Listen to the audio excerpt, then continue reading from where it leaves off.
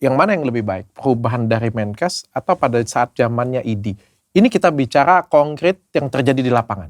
Ya, betul. Saya tidak memungkiri bahwa organisasi profesi ataupun kolegium itu mitra strategis yang harusnya sejajar dengan pemerintah. Karena ketika kita itu menjadi di bawahnya, itu order berdasarkan kepentingan-kepentingan, itu menghilangkan independensi ini. Kita sudah tahu sama-sama lah, dokter di Indonesia kayak tadi ya, untuk masuk menjadi spesialis harus orang pilihan.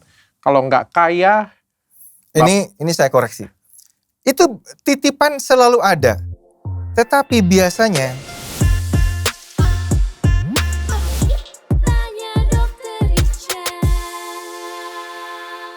Saya sudah ngundang Dr. Piprem ini sudah dari 3 minggu yang lalu kali dok. Sibuk sekali dok. Ya lumayan. Dok, saya izin kita ngobrol santai, enak, seperti biasa saja. Yeah. Tapi saya coba berdiri di sisi Menkes, boleh ya dok? Boleh, silakan. Walaupun kita sejawat, bukan artinya saya tidak pro ke IDAI atau saya tidak pro ke Dr. Piprem. Yeah. Tapi supaya untuk memberikan informasi yang berimbang dan diskusinya, dialognya juga berkualitas. Yeah. Saya coba berdiri di sisi Menkes. Di satu sisi kalau dokter tanya dengan saya sebelum podcast ini kita mulai. Di satu sisi saya ada setuju dengan Dr. Piprem. Tapi di sisi yang lain saya juga cukup setuju dengan Bapak Menkes kita yang baru. Dan saya melihat suatu perubahan juga yang cukup positif. Mari kita ngobrolkan semuanya di sini. Yeah. Oke, Dr. Piprem. Dr. Piprem kesehariannya sebagai apa ya? Dokter spesialis anak ya? Saya dokter spesialis anak, konsultan jantung anak. Oke. Jadi saya dapat konsultan itu tahun 2011 ya, sudah 14 tahun lah. Sehari-hari saya ngurusi anak-anak yang sakit jantung, baik jantung bawaan maupun sakit jantung didapat ya. Biasanya kalau anak-anak itu sebagian besar jantung bocor. Nah, dengan kemajuan teknologi kedokteran, kita sudah bisa melakukan banyak intervensi seperti penutupan tanpa operasi. Oke. Jadi seperti lewat kateter ya. Kalau orang dewasa seringnya pasang ring gitu ya. Nah itu kita tutup juga lubang-lubang pada anak-anak itu yang ada sejak dalam kandungan. Oke. Makanya namanya kan. Jadi dalam kandungan kita pasang? Bukan. Enggak, sudah lahir ya? Kelainannya itu sejak dia dalam kandungan sudah jantungnya bocor. Dari awal ya. Oke. Makanya dinamakan penyakit jantung bawaan. Oke, kongenital ya kita sebutnya ya. Ya betul. Masih ingat saya. Menandakan benar-benar masih dokter. Dr. Piprem praktek? Iya. Di mana? Di RSCM? Di RSCM sama di rumah. Oh ada di rumah klinik juga ya. Oke. Di RSCM mengajar di FKUI berarti ya? Betul. Ngajar di FKUI. Jadi murid saya itu ada S1, calon dokter umum. Ada spesialis 1, calon dokter anak. Dan ada spesialis 2 ya, subspesialis ya. Sekolah subspesialis itu calon konsultan jantung anak. Oke. Di RSCM sendiri statusnya apa, jabatannya apa? Saya golongan 4C. Statusnya ya staf di Departemen Ilmu Kesehatan Anak. Oke, tapi tidak pegang posisi ketua kolegium atau ketua apa ya namanya ya, pendidikan. Kalau di RSCM saya staf biasa. Oke. Ya, tetapi memang di organisasi profesi sejak Oktober 2024 saya terpilih kembali menjadi ketua umum Ikatan Dokter Anak Indonesia. Oke. Dr. Piprem, saya pengen tanya, ada masalah apa dengan Bapak Menkes kita? Iya. Kalau kenal nggak? Kenal, kami sering dinner bareng. Oh iya? Iya. Oh ini berantem ceritanya. Temen yang berantem ceritanya. Jadi kalau kita runut dulu ya, karena saya nggak mungkin cerita tentang mutasi kalau nggak cerita dulu asal mulanya. Oke. Kenapa terjadi perseteruan lah katakanlah ya. Jadi Oktober 2024 ya, awal Oktober, akhir September itu Ikatan Dokter Anak Indonesia itu mengadakan kongres, namanya Kongres Nasional Ilmu Kesehatan Anak, KONIKA di Semarang ya. 27 September sampai 1 Oktober ya. Nah pada saat itu kami seperti biasa memilih ketua umum pengurus pusat yang terpilih saya, dan juga memilih ketua pengurus Nasional Kolegium Ilmu Kesehatan Anak Indonesia. Terpilih Profesor Aryono. Pada saat yang hampir bersamaan itu, Menteri Kesehatan juga mengadakan pemilihan kolegium versinya Pak Menkes. Ya. Oke. Nah, pada saat rapat di sidang organisasi itu, IDAI memutuskan bahwa Kolegium Ilmu Kesehatan Anak Indonesia tetap berada di dalam IDAI.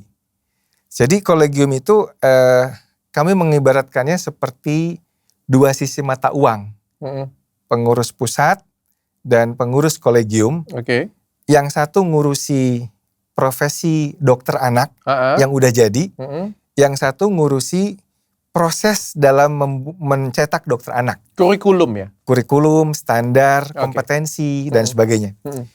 Dan masing-masing ini saling menghormati karena bidangnya beda. Saya nggak bisa intervensi kolegium. Nggak bisa misalkan, tolong dong ini standarnya di yang tadinya 3 tahun dibikin setahun aja, 6 bulan aja, itu nggak bisa. Mereka pure independen sesuai dengan standar internasional. Nah, pada saat itu kemudian dan kedua-duanya ada di bawah IDAI ya tadinya? Ya, di dalam IDAI. Di dalam IDAI ya, anggaran dasar anggaran rumah tangga itu mencantumkan bahwa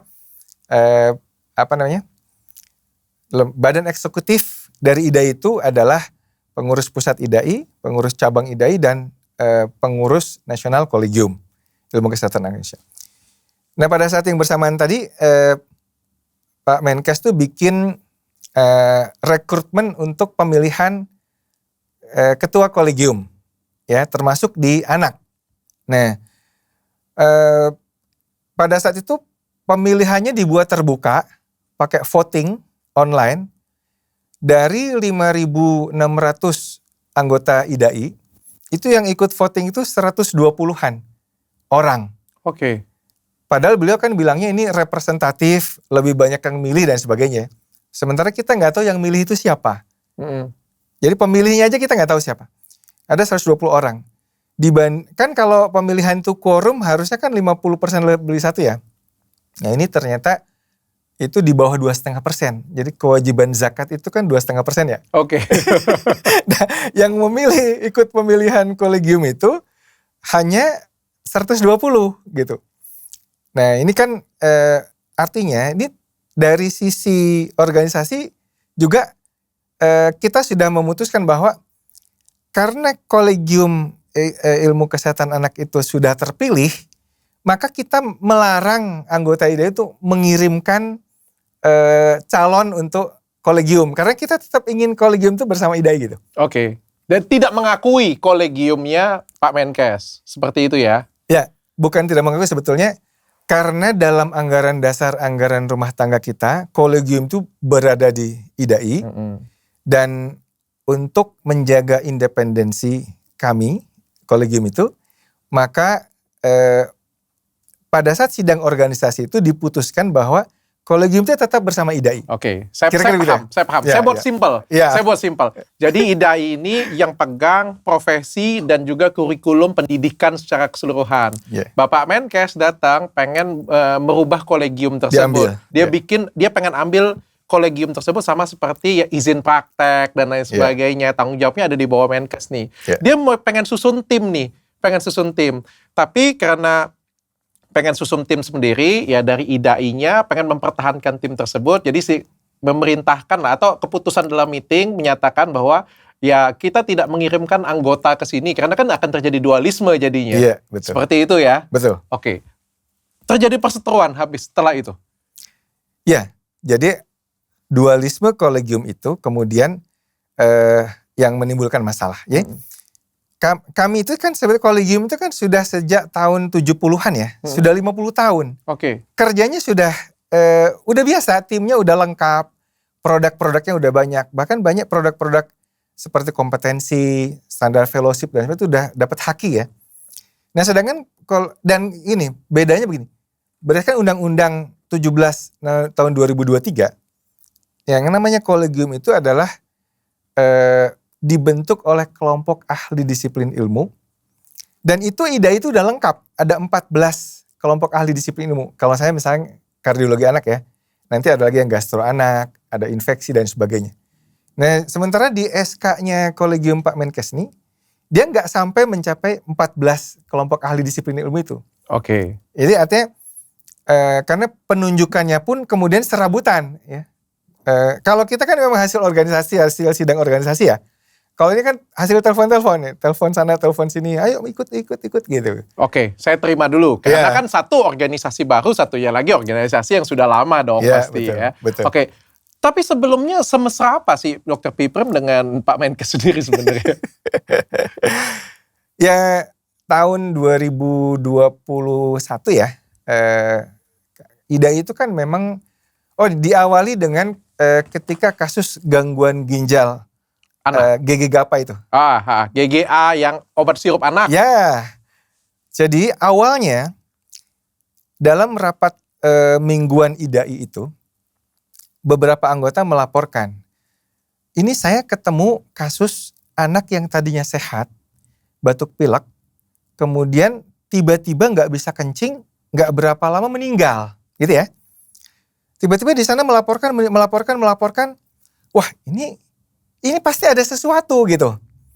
Kemudian sampailah kita melihat kok ada mirip di Afrika ya, seperti ini juga. Sampai kemudian tim dari IDAI itu zooman dengan dokter di Afrika itu, wah ini sih kayak deja vu, ini beneran nih dari sirup gitu ya. Nah itu IDAI yang mengawali penemuan lah, boleh dikatakan penemuan bahwa ini ada keracunan sirup parastamol ya, yang ada pelarutnya EG dan DEG ya, ethylene glycol dan dioksida ethylene glycol. Ini yang kemudian kita diskusi. Nah dekatnya dengan Pak Menkes pada saat sama-sama mengatasi gangguan ginjal itu yang karena sirup itu. Ya, banyak rapat dan sebagainya. Tetapi salah satu kontribusi IDAI adalah kita melaporkan awal ketika yang lain juga belum menemukan ini kenapa gitu. Belum jadi fenomena ya. Belum jadi fenomena. Jadi itu diawali dari data yang dikumpulkan oleh IDAI. Dan pecahnya juga gara-gara yang tadi rapat dari IDAI tadi yang menyatakan bahwa kolegium kita sendiri, tetap pengennya sendiri ya, seperti itu ya. Kita bukan pengen kolegium sendiri, tapi kita menjaga yang namanya independensi kolegium. Karena kolegium itu kalau tidak independen, nanti bisa bahaya. Kalau dia kemudian ada kepentingan-kepentingan lain di luar kepentingan akademik ilmiah, kolegium itu kan academic body. Dia standarnya harus mengacu standar kolegium internasional gitu. Nggak boleh ada kemudian permintaan atau perintah apapun yang kemudian menurunkan standar itu. Karena yang bahaya adalah nanti ke masyarakat. Ya, ke masyarakat. Kalau misalkan contoh lah, ini saya mau misalkan contoh ya, dokter umum itu diajari operasi paliatif bedah jantung dong. Supaya karena banyak kasus penyakit jantung bawaan kritis itu di daerah sulit dirujuk, dokter umum diajari aja. Nah kalau keputusannya seperti itu ya, itu kan berbahaya buat masyarakat gitu, ngerti gak? Jadi kita itu sebetulnya bukan buat kami sebetulnya menjaga standar mutu pendidikan dokter itu supaya tetap tinggi, itu adalah agar produknya itu juga nanti bisa berkualitas buat melayani masyarakat, kira-kira gitu. Dr. Piprem, ini sebenarnya kan bukan dari tahun 2024 ya. Kalau kita melihat sebenarnya ini dimulai dari kewenangan IDI yang dicabut sebenarnya. Iya. Betul ya? Betul. Dulu kan betapa powerfulnya IDI ya. Yeah. IDI itu benar-benar satu organisasi tunggal di mana cukup powerful pada waktu itu. Yeah. Izin praktek bisa bisa MK-EK juga sangat powerful sekali. Terus benar-benar dilemahkan oleh Menkes. Pertanyaan saya, yang mana menurut Dr. Piprem sekarang? Kita ngelihat ya, kita sebagai profesional ya, dan kita harus fair ya. Yang mana sekarang yang lebih baik penanganannya? Apakah di tangan Menkes, ataukah di tangan IDI yang dulu? Jadi gini, harus ada share kewenangan. Nggak boleh ada monopoli kewenangan. Karena itu nanti berpotensi abuse of power. Penyalahgunaan kewenangan. Dulu ID itu kan ada SKP di ID ya. STR ada di Konsil. Konsil Kedokteran Indonesia itu di bawah presiden. Independen dia konsil itu. Kemudian SKP itu di ID. SIP itu di Pemda. PTSP. Jadi kalau kita mau praktek itu kan ada PTSP tuh. Satu pintu ya. Apa PT-nya itu ya? Pokoknya perizinannya atau yang mencetak perizinannya ada di pemerintah, Pemda. ID-nya rekomendasi dan nanti ada SKP untuk Satuan Kredit Profesi ya. Nanti STR-nya itu dikeluarkan oleh Konsil. Nah untuk distribusi memang Kementerian Kesehatan kan. Sekarang bisa dibayangkan nggak? Konsil Kesehatan Indonesia kan dulu Konsil Kedokteran yang di bawah Presiden. Sekarang Konsil Kesehatan Indonesia itu di bawah Presiden tapi melalui Menkes. Artinya di Kemenkes juga kan? Kemudian SKP itu juga SKP Menkes sekarang ini. Kemudian SIP yang di Pemda, sekarang ini SIP Kementerian Kesehatan itu juga bisa mengeluarkan SIP atau membekukan SIP. Teman saya itu pengurus ID juga sekjen itu dibekukan SIP-nya di RSCM begitu saja. Tiba-tiba diblokir, dia nggak bisa lagi praktek di RSCM, harus mutasi ke Harapan Kita misalkan. Nah ketika kewenangan semua itu berkumpul, ini potensi untuk abuse of power. Jadi sedikit-sedikit nanti, dan ini sudah banyak dilaporkan sama saya, karena saya ketua IDA ya. Jadi teman-teman itu melaporkan. Jadi gini, mutasi itu kan bukan di saya aja nih. Di bulan Desember, saya kan dimutasi bulan akhir April, bulan Mei lah ya. Bulan Desember itu, teman saya yang di Jawa Tengah, ketua IDAI Jawa Tengah, Dr. Fitri Hartanto itu, dimutasi dari Semarang, Rumah Sakit Karyadi, ke Sarjito, Yogyakarta. Alasannya untuk pemerataan layanan. Padahal Dr. Fitri itu satu-satunya konsultan tumbuh kembang pediatri sosial di Karyadi. Dipindah ke Yogyakarta yang udah punya 3 konsultan tumbuh kembang. Ini pemerataan apa gitu kan? Yang ini jadi 0, sana jadi 4. Terus Hikari itu juga konsultan hematologi onkologi, ahli darah ya. Dipindahkan begitu saja ke Harapan Kita. Hikari itu sekjen, Fitri itu ketua IDAI Jateng tempat Kongres Nasional itu dilakukan. Nah, jadi polanya itu adalah mutasi mendadak dengan alasan yang dipaksakan ya. Kalau saya alasannya adalah itu Dr. Di Fatmawati, dokter jantungnya udah mau pensiun. Padahal setelah dicek, yang mau pensiun itu dokter jantung dewasa. Dokter jantung anaknya seusia dengan saya. Dia murid saya gitu.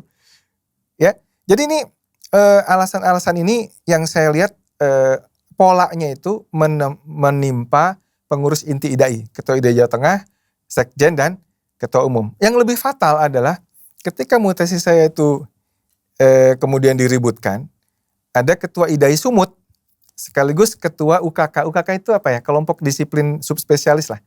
Ketua UKK jantung anak, Dr. Rizky itu membela saya. Dia bikin podcast, dia menulis. Rupanya itu kemudian dia di PHK dari Rumah Sakit Adam Malik. Jadi ada 4. Oh ya? Iya, dia di PHK artinya bahaya nih, podcast saya baik-baik saja nggak nih? Bisa saya dicabut komdigi nih kayaknya. Gara-gara Dr. Pipem nih kayaknya. Nah ini kan fakta, kita udah melihat bertebaran di mana-mana di berita. Karena kekuatannya dirangkum menjadi satu. Jadi too powerful. Ini kan nggak bagus. Monopoli kewenangan itu bisa berpotensi abuse of power. Nah, ini saya ingin cerita gini. Ketika Fitri itu dimutasi sama Hikari, saya bilang gini, saya telepon ya, Mas Fitri, ini kan nggak bener nih. Anda satu-satunya konsultan tumbuh kembang di Karyadi dipindahin ke Jogja yang udah ada 3. Ini nggak bener ini. Kita mesti ributkan loh, saya itu. Nah, di sini yang saya bilang kenapa abuse of power. Kata Fitri itu, Dr. Fitri bilang, Dok, saya nggak berani dok. Teman saya yang menolak mutasi ini dipanggil, ya, diancam dibekukan STR dan di-freeze SIP-nya semua. Di-freeze. Kan nggak ada hubungan. Harusnya kan nggak ada hubungan ya? Ya kan itu kan secara kita kan sebagai seorang dokter kan, bukan sebagai anak buah dalam pelayan. Kalau misalnya kita dalam perusahaan kan, ini kan punya negara ya. Kita kan PNS kan, ya kalau Bapak mau pecat saya boleh. Tapi kan kalau kita ngomong STR dan SIP itu kan hak azazi. Iya. Hak azazi. Nah, jadi teman-teman di sana itu, yang Dokter Fitri ceritakan itu, ketakutan dengan ancaman itu, dan kemudian dia jadi ikut aja. Akhirnya ya udah terpaksa ikut aja gitu loh. Oke. Jadi sebetulnya bukan masalah mutasinya. Kalau saya itu sebetulnya sudah terbiasa tugas di daerah yang sulit. Di Ambon pernah, di Nias pernah, di pedalaman Lampung pernah ya. Jadi buat saya apalagi cuman ke Fatmawati, itu enteng buat saya, lebih dekat rumahnya juga dari saya. Fatmawati ke rumah saya itu dekat banget daripada ke RSCM ya. Itu dekat. Tapi bukan itu yang saya perjuangkan. Yang saya perjuangkan adalah abuse of power. Dan untuk kasus mutasi saya, 2 bulan sebelum mutasi itu beneran keluar SK-nya, saya dipanggil salah satu senior saya. Dipanggil, Prim, gawat nih kondisinya. Saya barusan ketemu Dirjen di Kementerian Kesehatan. Dia bilang gini, ini IDAI ini selalu melawan, tidak mau kooperatif dengan kolegium yang dibuat Menkes. Ini kalau kayak gini terus kamu bisa dimutasi loh. Itu salah satu Dirjen yang ngomong, ya, berdasarkan senior saya ini, dia dekat dengan Kemkes. Terus saya bilang, loh Prof, kenapa jadi mutasi ya? Kan gak ada urusan gitu. Dan saya tuh melaksanakan amanah kongres gitu kan. Pokoknya kamu jangan macam-macam deh gitu. Nah karena saya mungkin dianggapnya tidak kooperatif, akhirnya jadi mutasi beneran. Kenapa kemudian saya jadi benang merahnya gara-gara saya perseteruan kolegium ini kemudian saya dimutasi? Karena ada omongan itu salah satunya. Dan polanya kan terbaca. Ketua IDAI Jateng, Sekjen, pengurus pusat IDAI, ketua umumnya, dan kemudian ketua IDAI Sumatera Utara sekaligus ketua UKK Kardiologi. Ini kan pengurus inti IDAI, semua yang terlibat masalah ini. Oke, saya coba belain Pak Menkes supaya nggak di blok. Saya pengen tanya dulu Pak, kinerja Menkes sendiri, terutama ketika mengambil alih perubahan dari ID tadi, itu belum dijawab tadi. Yang mana yang lebih baik, perubahan dari Menkes atau pada saat zamannya ID? Ini kita bicara konkret yang terjadi di lapangan. Ya, betul. Saya tidak memungkiri bahwa ketika ada monopoli, manapun yang memonopoli, itu ada potensi abuse of power. Baik ID maupun dari Saya setuju. Menkes. Ya kan? Iya. Sehingga itu harus dikawal oleh share kewenangan. Jadi nggak boleh, memang kan ada, kita banyak dengar lah di daerah, misalkan dokter Anu di rumah sakit Anu melarang juniornya masuk gitu ya. Karena menurut dia udah cukup ada dia aja misalkan kayak gitu. Oke. Ini saya sepakat, ini nggak boleh kayak gini. Harus pertimbangan itu berdasarkan kebutuhan. Nah, jadi bagaimana idealnya? Duduk bersama sebagai partner. Bukan kemudian dinegasikan. Ini begini-begini, hancurkan, ambil semua. Oke, pertanyaan saya bukan sampai di sana. Pertanyaan saya adalah konkret ketika Menkes mengambil tanggung jawab ID tadi dan melumpuhkan ID. Sekarang ID ini, mohon maaf ya saya melihatnya ya, ID ini nggak punya kekuatan apa-apa. Benar-benar nggak punya kekuatan organisasi profesi yang tidak banyak mempunyai kekuatan apa-apa lagi setelah diambil Menkes. Pertanyaannya, setelah diambil, apakah lebih baik kinerjanya atau sama saja menurut Dr. Fitri? Sekarang gini, apa fungsi organisasi profesi? Organisasi profesi berfungsi untuk, katakanlah satu, mengenali, memberi rekomendasi masalah izin praktek. Misalkan ya, siapa yang lebih paham? Kalau misalnya IDAI ya, IDAI itu kan ketika ada dokter anak, alumni mana, daftar jadi anggota IDAI, organisasi profesi itu merawat anggota-anggotanya. Mengkonfirmasi bahwa dia punya kompetensi itu, bahwa dia alumni sana, dia mampu, kemudian diberikan surat izin praktek. Sekarang kalau fungsi organisasi profesi itu dihilangkan, siapa yang akan mengkonfirmasi bahwa dia benar dokter? Bisa jadi dia dokter gadungan loh. Oke, potensi ya. Potensi. Kebayang nggak? Iya. Atau sekarang misalnya gini, dulu kolegium itu termasuk yang adaptasi dari luar negeri. Adaptasi dari luar negeri itu nggak semuanya sama keilmuan maupun keterampilannya. Oke. Dia harus diadaptasi berdasarkan standar kompetensi tertentu. Oke. Itu juga ditentukan kolegium. Sekarang ketika itu ditiadakan, siapa yang nanti menjamin dokter yang baru kembali itu cukup kompeten melayani masyarakat? Saya setuju. Nanti kita akan bahas itu lebih dalam semuanya masalah itu. Ya. Pertanyaan saya hanya konkretnya saja. Yang terjadi di lapangan, yang terlihat di lapangan, kita lihat outputnya. Karena kalau kita berdebat seperti itu, Bapak Menkes juga bisa mendebatkan seperti itu. Anda di ID berapa lama? Berapa lama Anda menerbitkan seperti ini punya? Bagaimana pembelaan Anda? Nggak selesai kita. Mari kita melihat output. Mari kita melihat output. Kalau kita melihat data sekarang, untuk membuat izin praktek, itu dibutuhkan tidak lebih dari 24 jam. 6 jam bisa keluar izin praktek, Pak. Pembelaan terhadap dokter itu jauh lebih baik dibandingkan pada saat ID dulu. Karena ada yang namanya Majelis Disiplin Profesi. MDP. Yang benar-benar melindungi disiplin profesi ini jauh lebih baik bahkan daripada ID kemarin. Yang saya lihat outputnya, yang itu kacamata saya ya Pak ya. Saya melihat itu outputnya jauh lebih baik daripada ID. Tanggapan Dr. Piprem? Baik. Jadi output ini ya, kita bicara output ya. Betul. Tidak selalu simplifikasi itu outputnya akan selalu baik. Karena ketika kita potong kompas, sesuatu yang butuh konfirmasi ya dari organisasi profesi, rekomendasi lah misalkan, itu juga nggak harus dipandang sebagai keribetan. Nggak harus banyak keribetan. Selama ini. Tapi memang ribet, Dok. Tapi gini loh, kembali ya, kalau saya bicara masalah IDAI ya, kita itu kan harus mengkonfirmasi, ini benar dokter ini, alumni ini, dia memang lulus di situ. Udah, itu kan juga nggak susah kok. Kita nggak pernah mempersulit rekomendasi kalau dia benar-benar dokter gitu. Tapi kalau dalam 24 jam keluar SIP, siapa nanti yang tanggung jawab seandainya dokter itu pernah punya catatan etik di masa lalu, pernah punya masalah hukum di masa lalu, itu nggak ketahuan. Organisasi profesi itu fungsinya merawat itu. Ngerti gak saya? Saya paham. Atau apakah menurut Dr. Piprem dan teman-teman atau IDAI dan teman-teman ID itu sedikit kaku menerima perubahan yang besar yang dicita-citakan oleh Pak Menkes?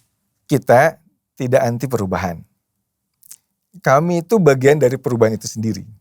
Ya, jadi transformasi kesehatan saya sepenuhnya setuju. Tetapi kita juga mesti melihat apa yang terjadi di lapangan. Contoh lah, ini saya ingin cerita pengalaman lapangan ya.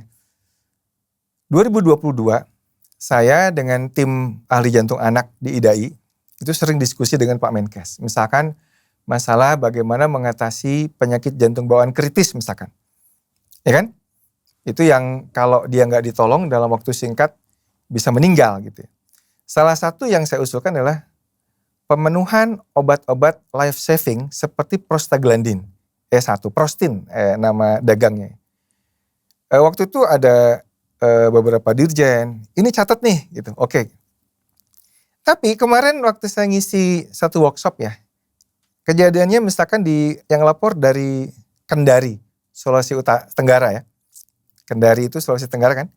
Dokter anak di sana bilang begini, Dok. Di kami itu baru jadi rumah sakit 17 lantai. Canggih. Bagus banget rumah sakitnya. Tapi obat prostin ini nggak ada. Obat life saving ini. Sehingga kemarin sudah ada 2 penyakit jantung bawaan kritis yang meninggal. Karena dirujuk juga dia harus butuh obat itu untuk selama perjalanan. Ini obatnya nggak ada gitu. Artinya kan transformasi ini harus juga diikuti tahapan-tahapannya. Promotif preventifnya di fasilitas yang pertama itu seperti apa. Bukan kemudian ujuk-ujuk di hilirnya yang dibagusin gitu. Tapi tujuan Bapak Menkes juga saya pikir kayak gini, Dok. Ini kan agak terlalu, yang dokter sebutkan tadi itu sangat subspesifik sekali ya. Saya amat tahu betapa kacau dan betapa cukup berantakannya kedokteran di Indonesia. Karena saya juga dokter. Yeah. Mungkin kalau host yang lain kita ngomongnya nggak nyambung semuanya. Okay. Kita sama-sama tahu untuk masuk spesialis di suatu universitas, titipan banyak. Kita harus akuin bersama bahwa titipan itu banyak sekali. Yang kedua, rasisme masih tinggi sekali.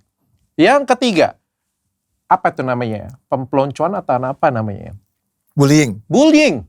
Kasus bullying. Itu fakta, Dok. Saya S1 FK Unsri.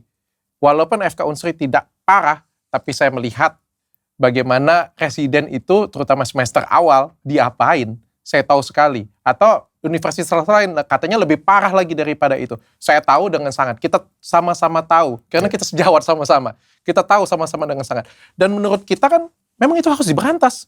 Memang itu harus diperbaharuin. Betul. Dan memang gak gampang loh bagi seorang Menkes pengen merubah ini.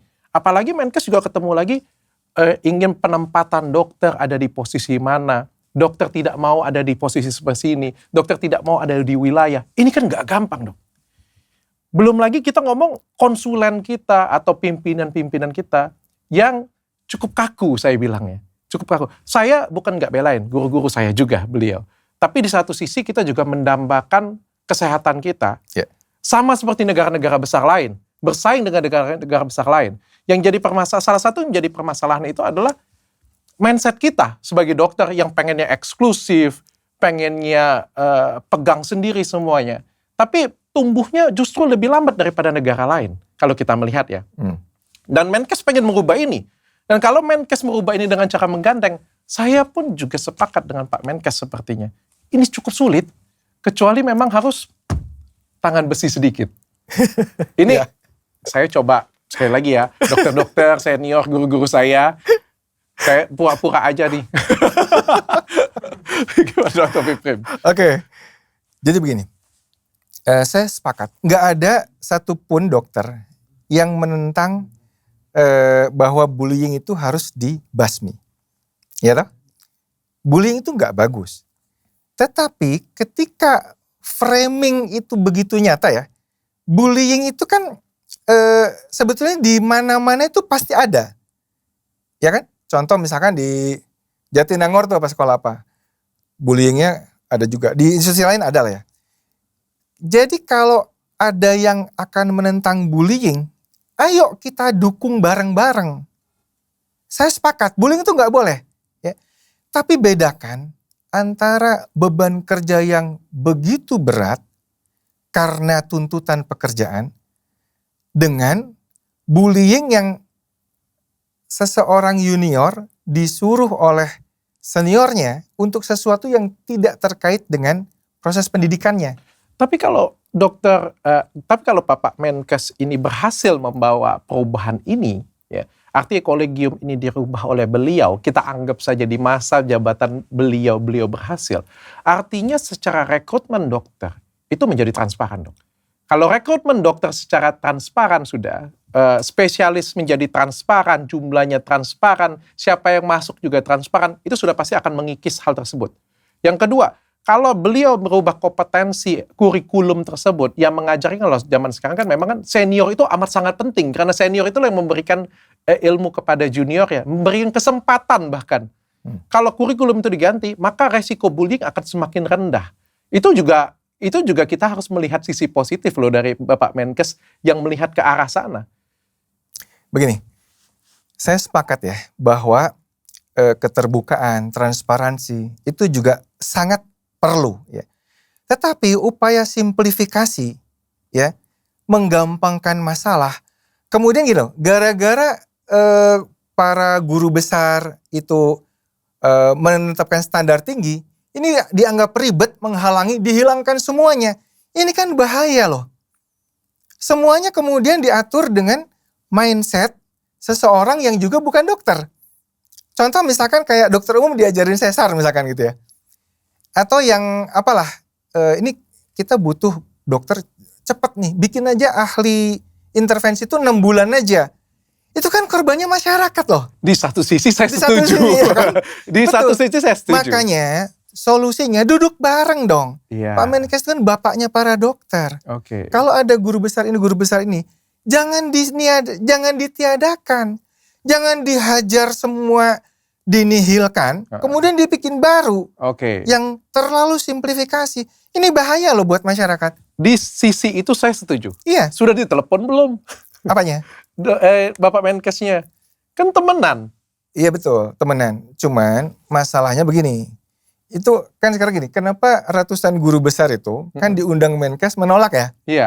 Pernah dengar kan? Oh, Pak Menkes menolak? Bukan, guru besarnya. Oh, guru besarnya menolak, oke. Ya, setelah mereka menyuarakan keprihatinan, ratusan guru besar dari mana-mana itu, kan diundang nih.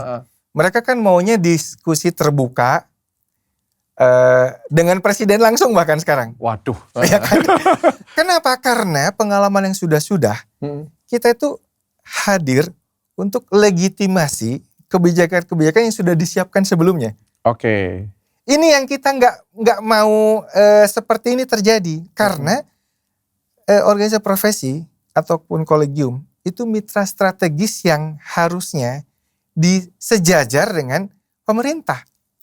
Karena ketika kita itu menjadi di bawahnya, itu order berdasarkan kepentingan-kepentingan, itu menghilangkan independensi ini. Oke. Jadi kalau kita lihat sebenarnya tujuan Pak Menkes, Dr. Piprim juga tidak membantah bahwa tujuan Pak Menkes sebenarnya bagus. Tujuannya bagus, tapi kalau komunikasinya, caranya, caranya kemudian tidak tepat, tujuannya pun jadi akhirnya cacat. Oke. Kita bantuin sama-sama. Oke, Dr. Piprim bantuin sama-sama. Saya pikir kita sudah tahu sama-sama lah, dokter di Indonesia kayak tadi ya, untuk masuk menjadi spesialis harus orang pilihan. Kalau nggak kaya. Ini saya koreksi.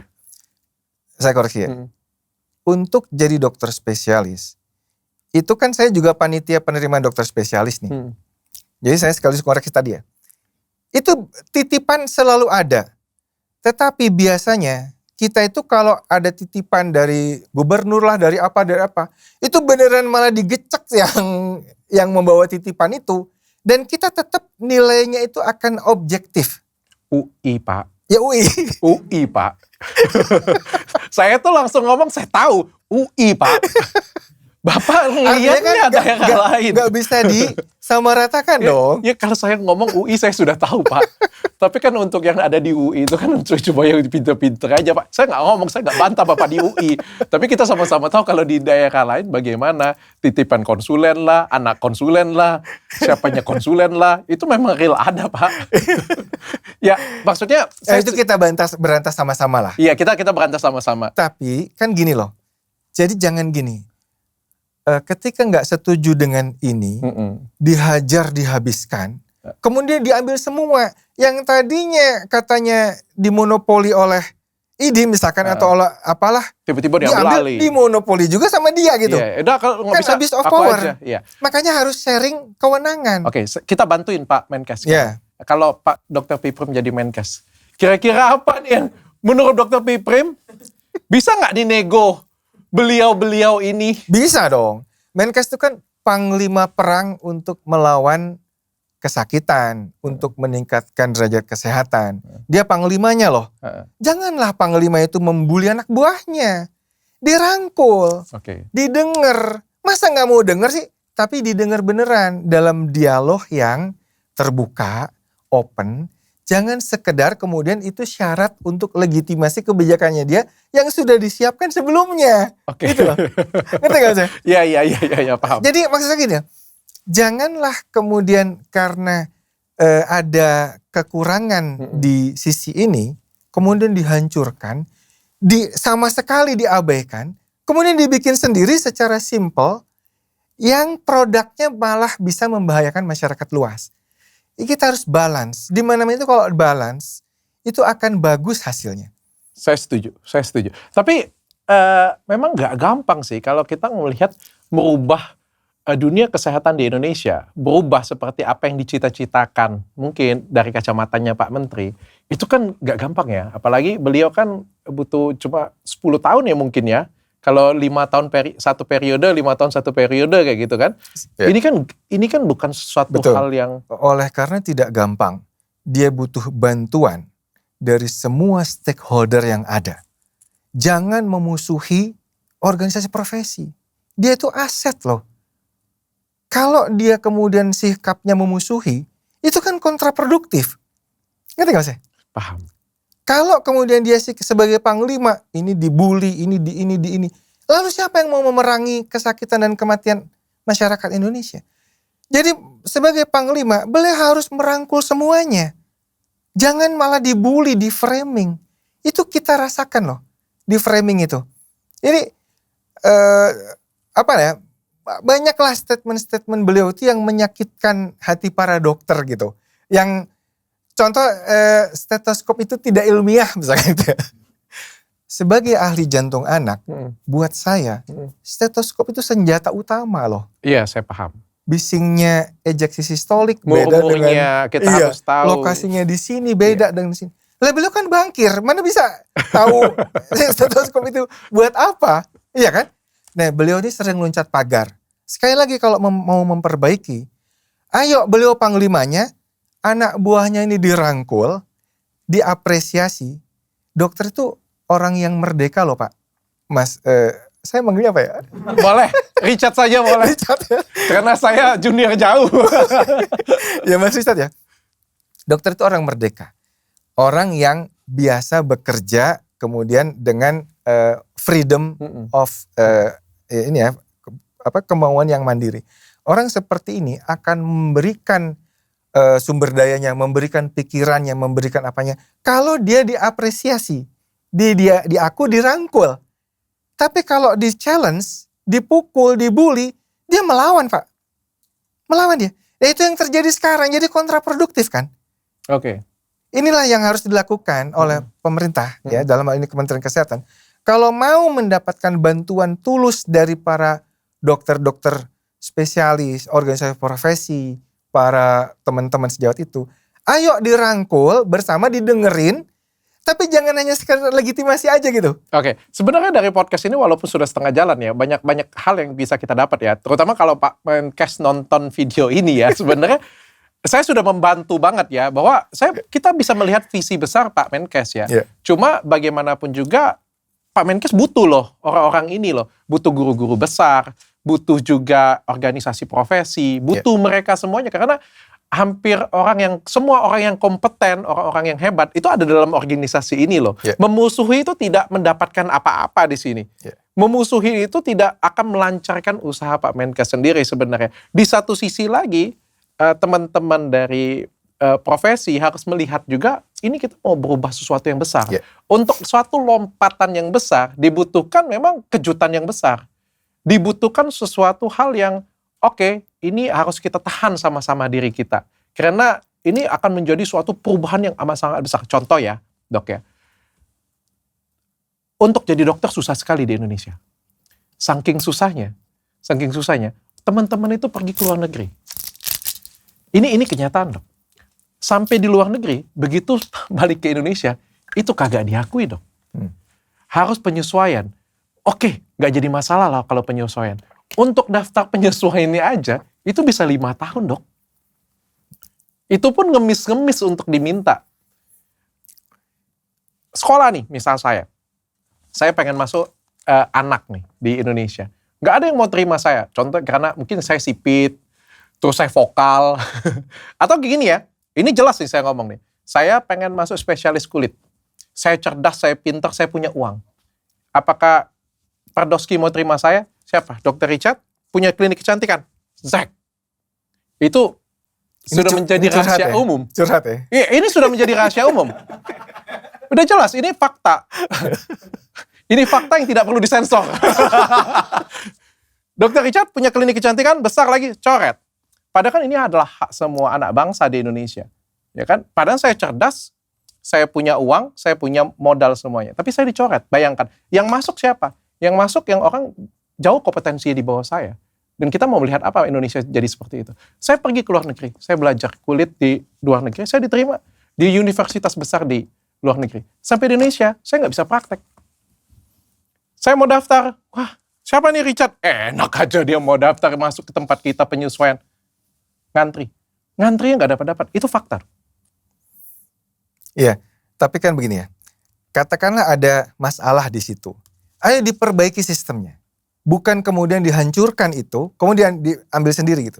Jadi sekali lagi konsepnya adalah ketika Menteri Kesehatan itu adalah panglima perangnya untuk memerangi kesakitan dan kematian, ya, meningkatkan kualitas kesehatan.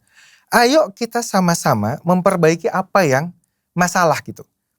Beliau tuh pasti punya power itu, ya. Tapi kalau di challenge malah dinegasikan, itu bikin masalah baru. Mungkin nggak, Dok? Beliau sudah mencoba, tapi mendapat tentangan. Jadi gini, menurut saya, karena beliau itu orangnya cherry picking. Jadi orang yang ngomongnya objektif mengungkapkan keberatan, itu nanti kayak saya dimutasi. Ya, mungkin kayak gini, Dok. Ya, ini sekali lagi ya, ini 3 kali gue ngomong di sini ya. Saya mencoba duduk di sini supaya diskusinya lebih hangat kan, daripada saya bela-belain terus kan nggak selesai ya kan. Supaya diskusinya lebih. Mungkin dia sudah berusaha ngomong dengan Dr. Piprim, tapi Dr. Piprim dengan menolak lah ide tersebut dan nggak bisa masuk nih. Daripada nggak bisa ngomong masuk ya udahlah. Kita itu udah banyak diskusi, tetapi yang terjadi adalah data selama diskusi itu oke, diinikan. Tetapi outputnya itu beda dengan hasil diskusi kita. Dan itu tidak hanya dirasakan oleh kami. Paham nggak? Jadi kan beda ya kalau diskusi itu hanya formalitas supaya udah dibilang saya udah diskusi kok dengan ini. Tetapi kan hasil diskusi itu, makanya kita ingin diskusi itu terbuka. Open supaya itu bukan hanya sekedar legitimasi. Tapi memang betul-betul mencari masukan gitu. Nggak kemudian outcome di masyarakat itu justru jadi korban masyarakat. Contoh, aturan terbaru yang 24 layanan berdasarkan organ di rumah sakit vertikal. Itu nggak ada tumbuh kembang PDT sosial. Jadi salah satu divisi yang holistik ngurusi anak, ditiadakan, diganti dengan per organ. Oke. Jadi organnya ada nih, jantung ada, pencernaan ada. Tapi yang ngurusi anak secara holistik ditiadakan. Oke. Ini kan jantungnya, intisarinya kesehatan anak itu ada di situ gitu. Oke. Karena itu promotif preventif. Itu secara holistiknya di situ.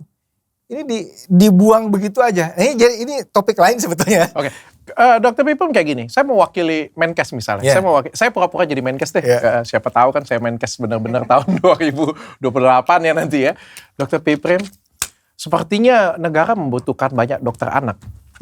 Dan kalau saya lihat ini kita punya tujuan visi besar, kita ngelihat luar negeri. Bagaimana kalau kolegium kita sedikit kita ubah? Dan kolegium ini sedikit kita kotak-atik lah kayak gitu ya. Tenang, kita janjikan lebih baik pasti. Gak mungkin saya menjanjikan lebih jelek. Bantu saya Dr. Piprim. Kita bukannya orang yang tidak mau membantu negara. Tetapi tetap mesti ada yang disebut dengan kemitraan strategis namanya. Bukan subordinasi, bukan di bawahnya. Jadi ada mitra strategis. Bahwa asupan-asupan atau standar-standar itu tetap harus sesuai dengan standar internasional gitu. Kalau masalah tadi ketransparansi dan sebagainya, saya sepakat betul bahwa itu harus dikelola dengan sangat transparan, akuntabilitasnya gitu. Tetapi apakah sekarang akuntabel yang dilakukan Pak Menkes? Enggak. Seperti pemilihan kolegium itu. Ada yang tidak ikut mendaftarkan di kolegium, dipilih jadi ketua kolegium misalkan. Tadi yang representasi di bawah 2,5% tadi, nggak sampai. Oke, kita nggak usah ributkan ke sana. Iya. Ini Pak Menkes datang, minta tolong. Kita beliau tetap punya visi misi. Dia punya KPI yang ditanggung jawabkan dengan presiden. Boleh, pasti kita siap bantu. Presiden pasti setuju, nggak mungkin enggak. Sebesar ini presiden pasti setuju. Iya, kita presiden siap bantu. setuju. Saya pengen bikin kolegium ini bisa saya awasin. Ya, kolegium selama ini dalam IDAI atau dalam organisasi-organisasi, kita mau sedikit ubah karena kita mau menuju Indonesia 2045 misalnya kayak gitu ya. Kita mau kejar di sana. Tentu di sini harus tapi saya butuh dokter tetap. Saya butuh tetap teman-teman, mau nggak bantu? Membantu Ini beda dong. pemerintah. Kalau tadi kan Dr. Piprim bilang kan tadi kolegium tetap di bawah IDAI. Berarti kan plok, peluk. Gini ya, intinya ada dimanapun nih, tetap harus ada independensi kolegium sebagaimana amanah Undang-Undang 17 nomor 2023. Bahwa kolegium itu badan yang independen. Nah, saya nggak mempermasalahkan mau di bawah mana ya. Tetapi independensi itu harus ada. Setuju saya. Tetapi bagaimana mungkin bisa independen ketika misalkan Ketua Kolegium Kesehatan Indonesia itu misalkan di root RSCM misalkan. Which is dia di bawahnya ini Menkes, ini ada Dirjen, ini di bawahnya. Mungkin nggak dia akan bisa bersuara, Pak ini nggak benar kayak gini. Seperti kalau saya nih. Mungkin karena dibatasin Pak, kalau Bapak melepaskan anggota boleh masuk ke sana, mungkin yang lain dipilih Pak. Bukan kayak gitu. Jadi maksud saya, yang namanya independensi itu, makanya kemitraan itu harusnya mitra strategis bahwa ini tetap punya standar yang suaranya itu tetap harus didengarkan.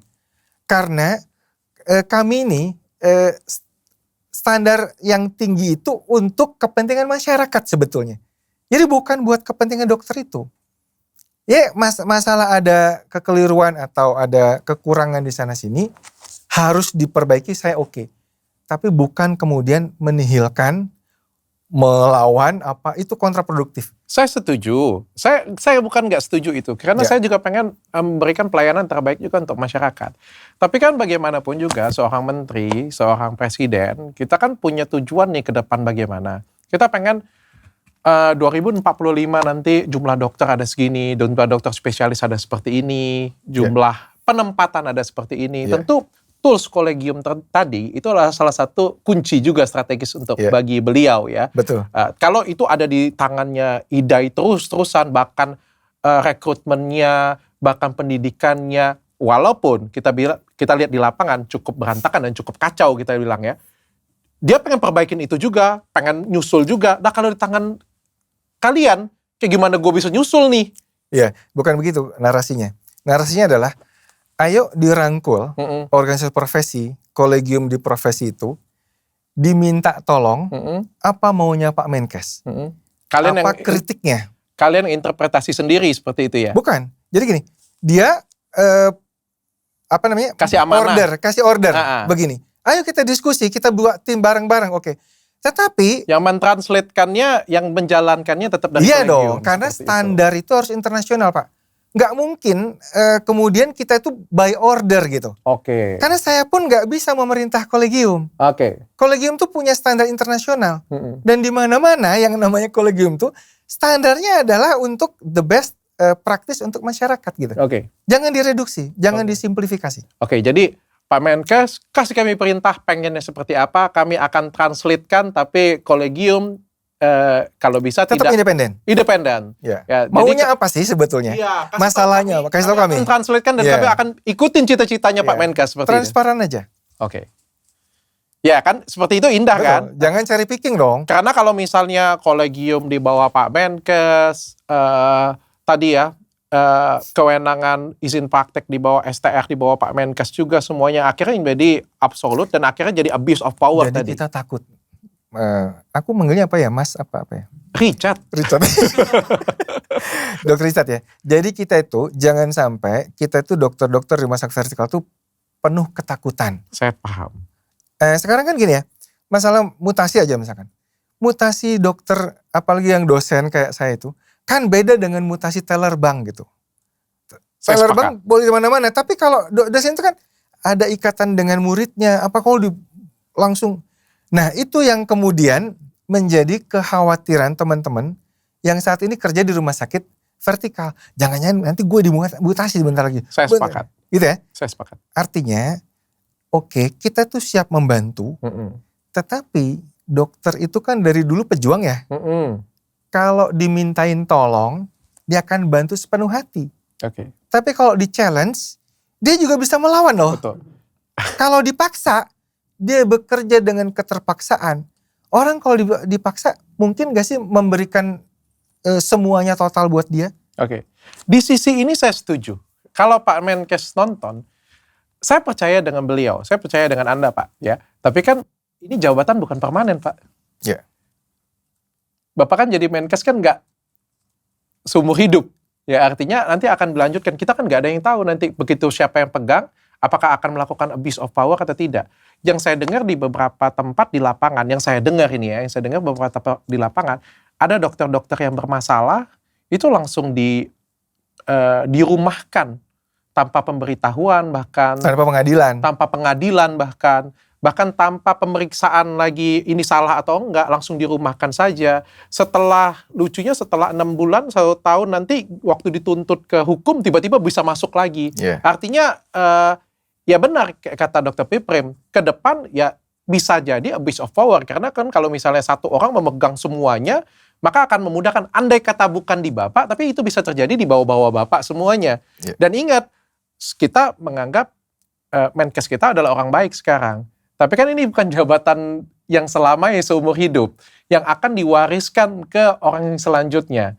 Yang kita takutkan, kita nggak ada yang tahu orang yang selanjutnya bagaimana. Yeah. Jadi penting juga bahwa tujuan yang baik didapatkan dengan cara yang baik. Saya setuju. Dan partisipasi dari semua stakeholder. Oke, sampai di sini Dr. Piprim juga setuju ya? Setuju dong. Kita kan tujuannya bukan melawan negara. Kita kan ingin menyelamatkan masyarakat Indonesia. Gitu loh. Makanya saya bilang tadi, berkali-kali saya bilang, sebagai panglima memerangi kesakitan dan kematian anak Indonesia, Pak Menkes tuh perlu bantuan dari kami para dokter. Betul. Tapi kalau kami disakiti, dibully, dimutasi tanpa dasar, sekarang masalah mutasi saya misalkan, saya itu kan gurunya calon konsultan jantung anak. Kalau saya direbut gitu aja pindah ke Fatmawati itu rumah sakit pendidikan untuk calon dokter umum. Kerjasama dengan RSUIN. Murid saya yang calon dokter anak akan rugi. Apalagi murid saya yang calon konsultan jantung anak gitu. Itu kan harus diperhatikan gitu. Okay. Ini kontraproduktif. Gitu aja sih sebetulnya. Kita bukannya orang yang tidak mau berbakti buat negara. Gitu loh. Tapi memang kita juga butuh apresiasi kerjasama yang setara dalam tanda petik ya. Tetap aja kan beliau pemerintah ya. Tetap aja. Tapi regulasi yang sekarang ada itu menurut saya harus diperbaiki supaya tidak lagi terjadi abuse of power. Oke. Dr. Piprim akhirnya ada mutasi sekarang. Karena saya itu menganggap mutasi saya itu unprosedural dan intimidatif tadi, maka saya tetap bertahan di RSCM. Dan saya mengirim, sudah sebulan ini saya bersurat ke Sekjen Menkes, mempertanyakan, memohon klarifikasi lah gitu. Mutasi saya ini begini. Tapi sebenarnya berhak kan? Bahwa sebagai PNS kan memang harus boleh dimutasi ya? Boleh kalau, jadi gini, mutasi PNS ASN itu ada aturannya. Diminta kesediaannya, ada analisis jabatan, ada lolos butuh, ada diskusi. Posisi saya di FKUI seperti apa? Apa saja jabatan, tugas-tugas saya apa saja. Di sana nanti yang butuh tuh ngapain aja nanti di sana. Jenjang karirnya seperti apa. Itu ada di aturan ASN gitu. Dan itu diterobos semua. Apalagi 2 bulan sebelumnya dibilang kamu kalau gak bantuin Kolegium Menkes, kamu dimutasi loh. Itu yang meyakinkan saya bahwa mutasi saya itu memang melanggar prosedur. Jadi karena saya melakukan perlawanan, saya izinkan saya tetap bekerja di RSCM. Saya sudah 28 tahun di RSCM. Dan saya akan berhenti dari RSCM. Apakah dikeluarkan atau seperti apa? Itu konsistensi saya dalam melakukan perlawanan. Tapi kita ngelihat guru-guru besar universitas itu semuanya bersatu membantu Dr. Piprim ya. Nggak ada kaitannya. Kan nggak mungkin seorang Dr. Piprim menggerakkan ratusan guru besar, nggak mungkin, Mas Richard. Nggak mungkin. Itu karena mereka ada keresahan yang massal bersama-sama, keresahan komunal, yang kemudian pemicunya adalah melihat IDAI kok berani speak up nih. Nah kira-kira begitu loh. Ini pemantik aja. Tapi kegalauan massal itu memang sudah dirasakan. Saya kira ini yang mungkin jadi akar masalahnya. Saya ngerti sih. Ini masalah komunikasi aja sebenarnya sih. Tapi kalau misalnya setelah ini Bapak setelah kemarin ribut-ribut, Bapak Menkes ada panggil duduk bersama-sama terutama dengan Dr. Piprim gitu? Enggak. Yang manggil adalah staf susnya. Ya saya nggak mau. Oh, pengennya langsung Pak Menteri.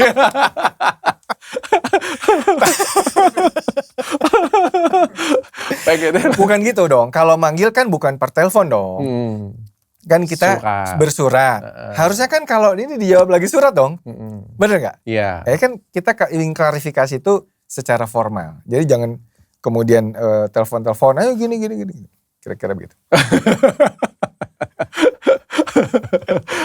Tapi kalau saya kebayang sih sebenarnya sih, saya aja yang dokter ya. Saya kebayang sih kalau jadi Menkes susah banget kayaknya. Ya makanya butuh bantuan banyak orang. Iya. Butuh bantuan anak buahnya. Di antara anak buahnya kan organisasi profesi itu yang bukan anak buah ya, maksudnya stakeholder yang bisa bantuin dia gitu. Sebenarnya yang paling tepat ya, pengen merubah semuanya ini ya. Satu, orang yang punya visi besar. Tapi orang yang dipercaya oleh semua guru-guru besar di Indonesia. Itu pasti lebih mudah kan? Iya. Karena kan kita kan di kedokteran ini kan, ya karena kita diajarin dari dulu ya senioritas ya. Bagaimana menghormati kakak tingkat seperti keluarga kita sendiri kan. Akhirnya kalau misalnya orang tersebut, pilihan tersebut yang menjadi menteri, wah itu pasti akan lebih mudah ya Pak ya? Dibantu ya? Iya. Ya tergantung juga bagaimana dia memanage ya. Saya kira ya kalau kita mau memperbaiki negara ini, memang nggak bisa main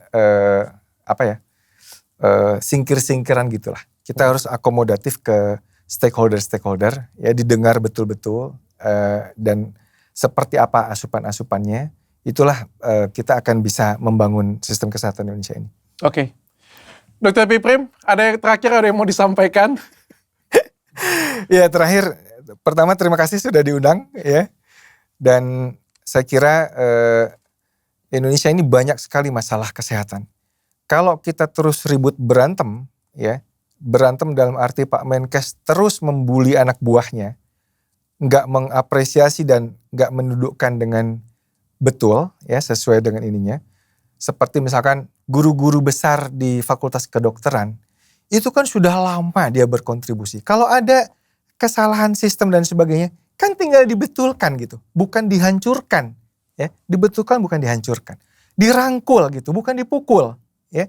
Jadi saya kira sudah saatnya sebagai panglima perang tadi, perang terhadap morbiditas dan mortalitas, kesakitan dan kematian, maka Pak Menkes itu memang betul-betul harus merangkul semua dalam arti yang betul ya.